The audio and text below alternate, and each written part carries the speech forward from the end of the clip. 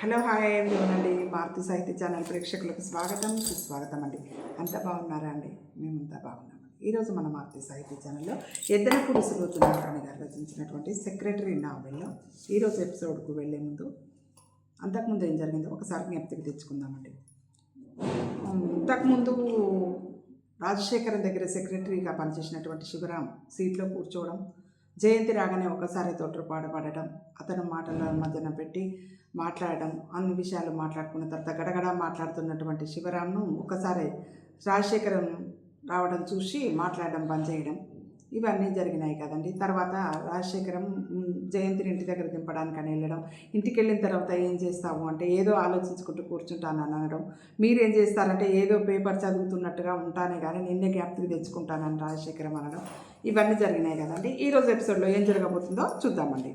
రవీంద్ర భారతిలో అఖిల భారత నాట్య ప్రదర్శన వారం జరుగుతుంది. దేశంలో వివిధ రాష్ట్రాల నుంచి పేరు ప్రఖ్యాతులున్న నాట్యకారులు వస్తున్నారు. ఇలా ఒకేసారి అనేక రకాల నాట్యాలు చూడడం ఎప్పుడో కానీ పడదు. శేఖరం చూసి పక్కన పడేసిన ఇన్విటేషన్ని భద్రంగా తీసి దాచుకున్న జయంతి సునందని తీసుకొని ప్రోగ్రాంకి బయలుదేరింది. మొదటి 2 రోజులు సునంద జయంతి చూసేటట్లు, ఆ పైన 2 రోజులు సునంద భర్త స్నేహితులు చూసేటట్లు, ఆ పైన మళ్ళా సునంద జయంతి ఇలా ప్రోగ్రాంని పంచుకున్నారు. మొదటి రోజు కమలా లక్ష్మణ్ డ్యాన్సు ఆలస్యం అయిపోతుందేమోనని, ఆఖరి వరుసల్లో కూర్చోవలసి వస్తుందేమోనని భయపడ్డ జయంతి సునంద ఎంతో ముందుగా బయలుదేరి క్యూలో నిలబడి బస్సులు మారి రవీంద్ర భారతి చేరుకునేసరికి సరిగ్గా ప్రోగ్రాం ప్రారంభమయ్యేందుకు పట్టుమని 10 నిమిషాల సమయం కూడా లేదు. అబ్బా, కళ్ళు చెదురుతున్నాయి, ఎన్ని కార్లో అంది సునంద ఆవరణలో నడుస్తూ చుట్టూ కిక్కిరిసిపోయి తలతలలాడుతున్న కార్లను చూసి. కార్లనేం చూస్తావు, మనుషుల్ని చూడు, ఎన్ని రకాలో అంది జయంతి. ఏమో బాబు, ఇలాంటి చోట్లకు వస్తే సముద్రంలో నీటి బొట్టులా అనిపిస్తుంది, మనకి మనం చాలా అలుపులం అనే భావము వస్తుంది అందుకే అంది సునంద. నిజం, సరిగ్గా నాకు కూడా అలాగే అనిపిస్తుంది. ఇలాంటి చోట్ల తిరగాలంటే ఏదైనా నలుగురిలో గుర్తింపబడే ప్రత్యేకత ఉంటే బాగుంటుంది. హలో జయంతి గారు, వెనక నుంచి ఎవరో పేరు పెట్టి పిలవడంతో జయంతి చివ్వున వెనక్కి తిరిగి చూసింది. సునంద కూడా తల తిప్పి చూసింది. ఎదురుగుండా నీట్గా ఉన్న బట్టల్లో కొత్తగా దొరికిన ఉద్యోగం తాలూకు హోదాలో హుందాగా నిలబడిన శివరాం నమస్తే అంటూ చేతులు జోడించాడు. ఓ మీరా? క్షణం సేపు తడబడిన జయంతి పక్కనున్న సునందని చూపిస్తూ, మా స్నేహితురాలు సునంద శివరాం అని నాకంటే ముందు రాజశేఖరం గారి దగ్గర సెక్రటరీగా చేశారు. సునంద శివరాంలు ప్రతి నమస్కారాలు చేసుకున్నారు. నేను కూడా ఓ ఫ్రెండ్ని పరిచయం చేస్తాను, అతని పేరు ప్రకాశం, హోదా మాజీ మంత్రి గారి బావమరిది. శివరాము తన పక్కనున్న వ్యక్తిని పరిచయం చేశాడు. చామన ఛాయగా, కొద్దిగా పొట్టిగా, తనకి తగ్గ లావుతో ఉన్న ఆ వ్యక్తి కళ్ళు అప్పటికే జయంతి మొహం మీద నిలబడిపోయాయి. జయంతి సునంద ఇద్దరు నమస్కారం చేశారు. నేను ఉత్త ప్రకాశాన్నేనండి, మాజీ మంత్రి గారి చుట్టరికం గురించి నేను మర్చిపోయినా శివరాము మర్చిపోలేదండి అంతే అన్నాడు నవ్వుతూ. టైం అయినట్టుంది, లోపలికి వెళదామా అన్నాడు శివరాం. అందరూ కలిసి లోపలికి వెళ్ళారు. సునంద జయంతి వాళ్ళ పక్కనే కూర్చున్న శివరాము ఒక్క క్షణం ఊరుకోవడం లేదు. వస్తున్న సునంద జయంతి వాళ్ళ పక్కనే కూర్చున్న శివరాము ఒక్క క్షణం కూడా ఊరుకోవడం లేదు. వస్తున్న వాళ్ళలో ఎవరెవరినో లేచి పలకరిస్తూనే ఉన్నాడు, ఏవోవో మాట్లాడిస్తూనే ఉన్నాడు. అబ్బబ్బా శివరాం, ఒక్క నిమిషం ఆగు, వచ్చేవాళ్ళు నిన్ను వాళ్ళంతట వాళ్ళు పలకరిస్తారో లేదో చూడాలి అన్నాడు నవ్వుతూ ప్రకాశం. జయంతి సునంద కూడా పక్కన నవ్వారు. అతిగా మాట్లాడేస్తున్నానంటావా వేధావాది, ఆ ఉద్యోగంలో చేరిన తర్వాత బొత్తిగా మాట్లాడడమే మర్చిపోయినట్లుంది. అక్కడికి ఆపుకోలేక గుమ్మస్తాలని పిలిచి ఏదో తప్పు చూపిస్తూ దాని మీద లెక్చర్లు ఇస్తాననుకో వేధావాది, మాట్లాడకపోతే ఎలాగో ఉంటుంది. అందరూ అలా మూగిదయ్యాలా ఎలా ఉంటారో నాకైతే తెలియదు అన్నాడు. అదిగో నువ్వు మాట్లాడడం ఎక్కడ మానావు, వాళ్ళని వదిలేసి మాతో మాట్లాడుతున్నావు మళ్ళా. ఈసారి ప్రకాశం కొద్దిగా సీరియస్నెస్ తెచ్చిపెట్టుకుంటూ అన్నాడు. ఆల్ రైట్, కాసేపు ఆఫీసులో ఉన్నాననుకుంటాను. హమ్మయ్యా, అవసరం లేదు, అదిగో కర్టెన్ తీస్తున్నారు అన్నాడు. ప్రోగ్రాం మొదలైంది. జయంతికి ఇలాంటి నాట్యాలన్నా, నాటకాలన్నా, సినిమాలన్నా ప్రాణం. మనసంతా కేంద్రీకరించి వాటిలో లీనమైపోయి చూస్తుంది. పుస్తకాలు చదివినా అంతే. ప్రోగ్రాం అయిపోయి నలుగురు ప్రవాహంలా వస్తున్న జనాన్ని తప్పించుకుంటూ బయటకు వస్తుండగా శివరాము ఉన్నట్టుండి 2 అడుగులు ముందుకు పరిగెత్తి నిదానంగా నడిచి వెడుతున్న ఒక నడివయసు దాటిపోయిన బట్టతల ఆయన చెయ్యి గట్టిగా పట్టుకుంటూ నమస్కారం డాక్టర్ గారు అన్నాడు ఆత్రంగా. ఆయనతో పాటు లావుగా ఉన్న ఒక ఆవిడ ఆగిపోయారు. శివరాం నువ్వా అంటూ ఆయన వెనుక నుంచి తోసుకు వస్తున్న జనానికి దారిస్తూ పక్కకి నిలబడి ఆదరంగా చూస్తూ కులాసాగా ఉన్నావా? ఏదో పెద్ద ఉద్యోగం వచ్చిందన్నారు. అవునండి, మీ దగ్గరకు వచ్చి కనిపించాలని ఎన్ని రోజుల నుంచో ప్రయత్నం, పసిపిల్లాడిలా అన్నాడు. జయంతి, సునంద, ప్రకాశం వాళ్ళ దగ్గరగా వచ్చి ఆగారు. నా స్నేహితులు వాళ్ళు, పరిచయం చేయనా అంటూ ప్రకాశం వైపు తిరిగి, ప్రకాశం నీకు తెలుసా? వీరు సుబ్రహ్మణ్యం గారని. తెలుసు, కానీ పరిచయం లేదు అన్నాడు ప్రకాశం. ఈ అమ్మాయి జయంతి మన రాజశేఖరం గారి సెక్రటరీగా పనిచేస్తుంది. ఆమె జయంతి స్నేహితురాలు. ఎవరు? రాజశేఖరం సెక్రటరీనా? డాక్టర్ గారు నమ్మలేనట్టు అడిగారు. క్షణంసేపు ఆయన చూపులు కళ్ళజోడులోంచి జయంతిని నిశితంగా పరిశీలించాయి. అవునండి, నేను ఆమె చేరిన తర్వాతనే కొత్త జాబ్లోకి వెళ్ళాను. జయంతిని చూస్తున్న డాక్టర్ గారి కళ్ళు ఎందుకో కుంచుకుని మళ్ళీ వెడల్పైనాయి. పక్కగా నిలిచిన భార్య భుజం తాకుతూ, కావుడు, ఈ అమ్మాయిలో నాకు గీత పోలికలు కనిపిస్తున్నాయేమిటి అన్నారు. పోలికలు కాదండి, గీతే మనమ్మాయిలానే ఉంది. కామేశ్వరమ్మ గారు హఠాత్తుగా జయంతిని భుజాలు పట్టి దగ్గరకు లాక్కుంటూ నీ పేరేమిటన్నావు అన్నారు. అప్పటికే ఆవిడ కళ్ళల్లో నీళ్లు తిరుగుతూ ఉన్నాయి. అనుకోకుండా జరిగిన ఈ సంఘటనని మిగతా ముగ్గురు సంభ్రమాశ్చర్యాలతో చూడసాగారు. క్షణంసేపు తెల్లబోయిన జయంతి ఆవిడ కౌగిలిలో అలాగే ఉండి అస్పష్టంగా జయంతి అంది. రాజశేఖరం సెక్రటరీగా చేస్తున్నావా? ఒక్కనాడన్నా మాకు చెప్పనేలేదే అతను అన్నారు సుబ్రహ్మణ్యం గారు. అందరూ వెళ్ళిపోయారు. మనం నడుద్దామా చుట్టూ చూస్తూ అన్నాడు శివరాం. అందరూ బయటకొచ్చారు. డాక్టర్ గారి భార్య జయంతి చేతిని అలా గట్టిగా పట్టుకునే బయటకు వచ్చింది. మీరంతా ఎలా పెడతారు అన్నాడు శివరాం. నా కారులో డ్రాప్ చేద్దాంలే అని కొంచెం ఇరుకవుతుందేమో సందేహంగా చూస్తూ అన్నాడు ప్రకాశం. పర్వాలేదు, సర్దుకుందాం అన్నారు డాక్టర్ గారు. అందరూ ప్రకాశం కారులో ఎక్కారు. ముందు సుబ్రహ్మణ్యం గారిని దించేశారు.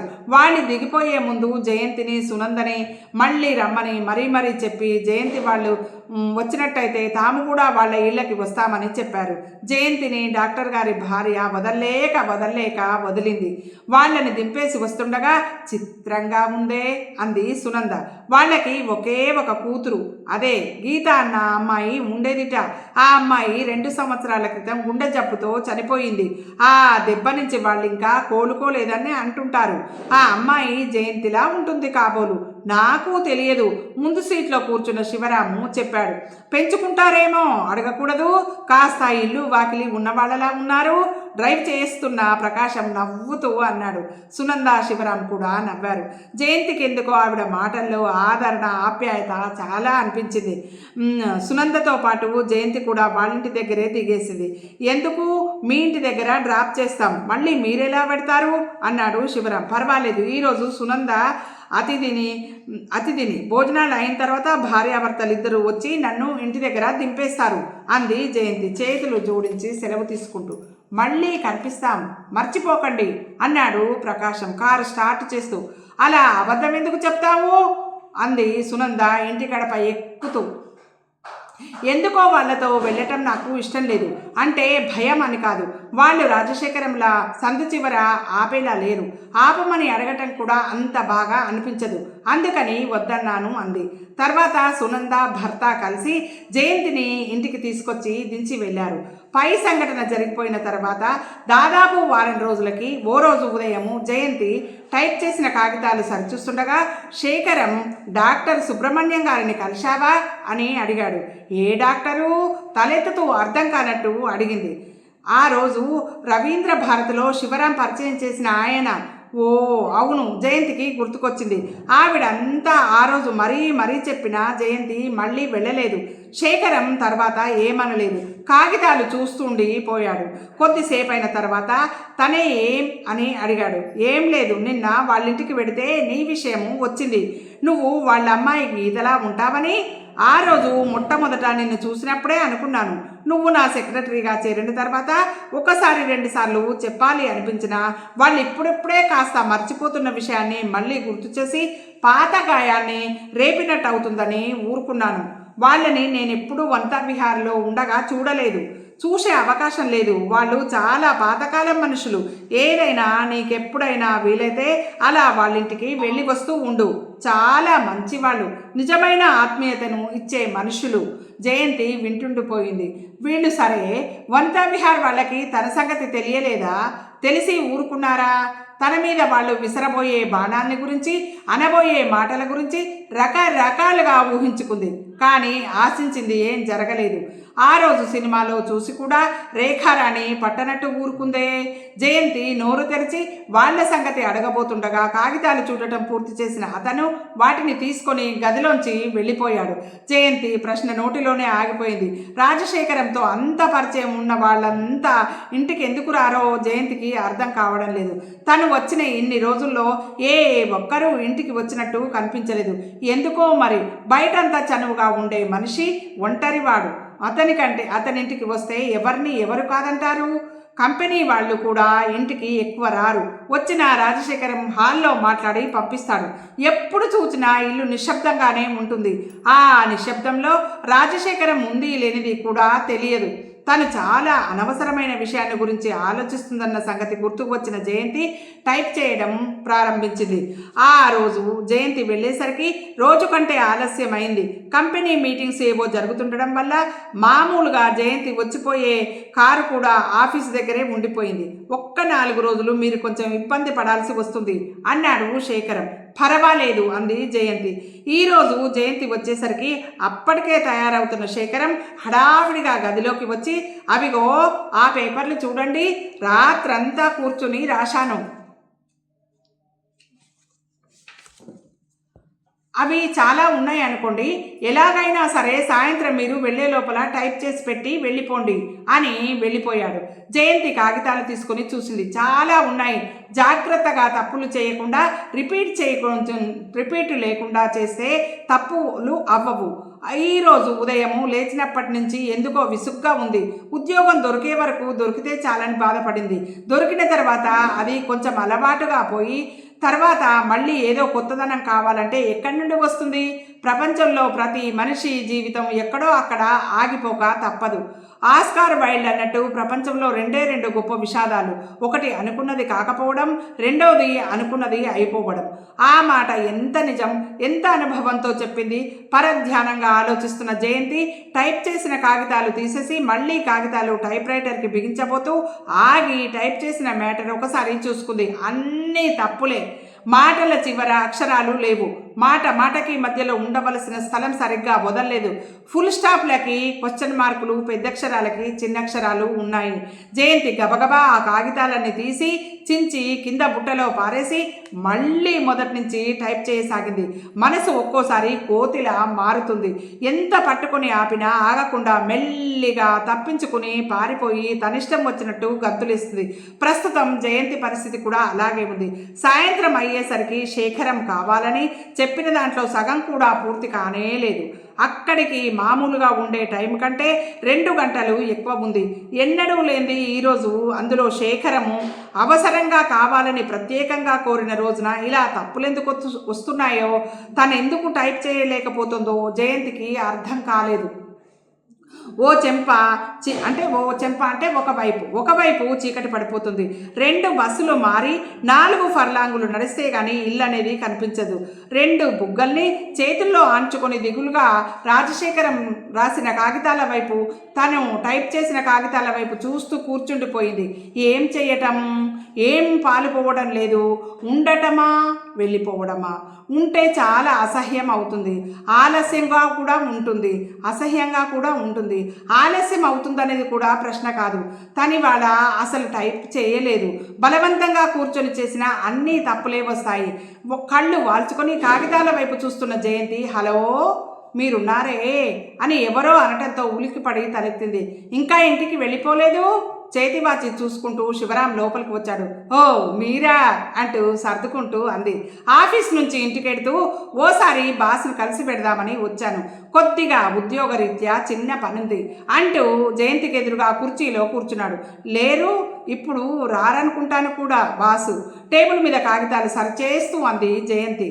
సహజంగా ఇప్పుడు ఇంట్లో ఉండే సమయమేనే. అవుననుకోండి. జయంతి ప్రస్తుతం జరుగుతున్న మీటింగ్స్ గురించి చెప్పింది. ఓ అయితే 2-3 రోజుల వరకు మనం ఆగటం మంచిది. ఆల్ రైట్ వస్తాను అంటూ లేచి వెళ్ళిపోయి గుమ్మం దగ్గర హఠాత్తుగా ఆగిపోతూ చటుక్కున ఏదో గుర్తొచ్చిన వాడిలా వెనక్కి తిరిగి, బై ది బాయ్ మీరు ఇంటికి వెళ్ళే ప్రయత్నంలోనే ఉన్నట్టున్నారు. మీకు అభ్యంతరం లేకపోతే నా కారులో లిఫ్ట్ ఇస్తాను. గవర్నమెంట్ నిన్ననే నాకు కారు ఇచ్చింది. అందులో మొట్టమొదటి లిఫ్ట్ మీకే ఇచ్చే భాగ్యం నాకు కలుగుతుంది అన్నాడు. కాగితాలు సర్దుకుంటున్న జయంతి తలెత్తి కిటికీలోంచి బయటికి చూసింది. బాగా చీకటైపోయింది. తను ఎలాగూ ఇంటికి వెళ్ళటానికే నిశ్చయించుకుంది. పోనీ వెళ్ళిపోతే అని అనుకుంది. ఏమంటారు? శివరాము గుమ్మంలో నిలబడి సమాధానం కోసం ఎదురు చూస్తూ ఉన్నాడు. వస్తాను, ఒక్క నిమిషం ఉండండి అంది కాగితాల బొత్తి అలా పెడుతూ. ఒక్క నిమిషం కాదు, 1 గంటైనా ఆగటానికి నాకు అభ్యంతరం లేదు. నాకు అవతల పనేం లేదు అంటూ మళ్ళీ వచ్చి కుర్చీలో కూర్చుంటాను అన్నాడు. ఇద్దరూ బయటకు వచ్చేశారు. దారి పొడుగున శివరామ ఆఫీసు సంగతులు, ఆ సంగతులు, ఈ సంగతులు అన్నీ ఏకరువు పెడుతూనే ఉన్నాడు. మధ్య మధ్య అతను చెప్పిన తమాషాలకి, ఆ చెప్పే విధానానికి జయంతి పక్కన నవ్వకుండా ఉండలేకపోయింది. మీ నవ్వెంత బాగుంటుంది, ఏది ఇంకోసారి నవ్వండి అన్నాడు శివరాం. జయంతి ముఖం గంభీరంగా పెట్టుకుంది. రోడ్డు చివర ఆపేయమంటున్న జయంతి వైపు ప్రశ్నార్థకంగా చూశాడు శివరాం. సారీ, ఇంకోసారి తప్పకుండా ఇంటికి ఆహ్వానిస్తాను అంది జయంతి. సారీ, ఇంకోసారి తప్పకుండా ఆహ్వానిస్తాను. పర్వాలేదులేండి, ఇంకోసారి పిలవకపోయినా ఇంట్లోకి వచ్చి అందరినీ పరిచయం చేసుకునేది ఖాయం. వస్తాను, మర్చిపోకండి అంటూ వెళ్ళిపోయాడు. ఇంటికి వస్తున్న జయంతికి ఎందుకో అలసట పోయినట్టుగా, హాయిగా హుషారుగా ఉన్నట్లు అనిపించింది. శివరాం మాటలతో ఎలాంటి మనిషి కూడా తనని తాను మర్చిపోయి హాయిగా నవ్వేయగలరేమో అనిపిస్తుంది. జయంతి ఇంటికి వచ్చిన తర్వాత కూడా కారులో వస్తుండగా చెప్పిన విశేషాలే మళ్ళీ మళ్ళీ గుర్తుకు రాసాగాయి. ఏమిటే నీలో నువ్వే నవ్వుకుంటున్నావు, సునంద వచ్చి వెళ్ళిపోయింది అంది బామ్మ. అలాగా, జయంతి ఇంకా నవ్వుతూనే ఉంది. ఇది ఈరోజు ఎపిసోడ్ అండి. ఈ ఎపిసోడ్ మీకు నచ్చినట్టయితే లైక్ చేయండి, షేర్ చేయండి, మన మారుతి సాహితీ ఛానల్ని సబ్స్క్రైబ్ చేయండి. మనందరం ఆనందంగా, ఆరోగ్యంగా, సుఖంగా, సంతోషంగా ఎల్లవెళ్ళలా ఉండాలని మనస్ఫూర్తిగా కోరుకుంటూ, మీ అందరి ఆశీస్సులు, ప్రేమ, ఆదరాభిమానాలు మన మారుతి సాహితీ ఛానల్కి ఎల్లవెళ్ళలా ఉండాలని మనస్ఫూర్తిగా కోరుకుంటూ ఉంటానండి. మీ మారుతి సాహితీ ఛానల్. మళ్ళీ ఇంకో ఎపిసోడ్లో మళ్ళీ కలుసుకుందామండి. ఉంటానండి.